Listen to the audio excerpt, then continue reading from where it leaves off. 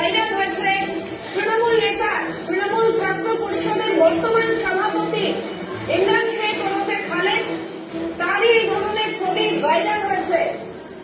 Union রুমের মধ্যে পিস্তল হাতে নিয়ে ছবি, সেই ছবি ইতিমধ্যেই ভাইরাল হয়েছে।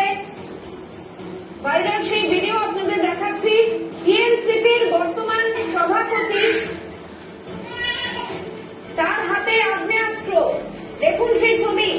ভাইরাল ভিডিও একদিকে এবং অন্যদিকে ইমরান শেখ, কৃষ্ণনগর বীরেন্দ্রলাল রায় কলেজে এই ঘটনা। কলেজের একেবারে ভিতরে পিস্তল হাতে কিভাবে পৌঁছলেন ওই তৃণমূল নেতা। এরপর যেমন কলেজের নিরাপত্তা সংক্রান্ত বিষয় নিয়ে প্রশ্ন উঠছে, এর পাশাপাশি এই অধ্যক্ষ নিয়ে উঠছে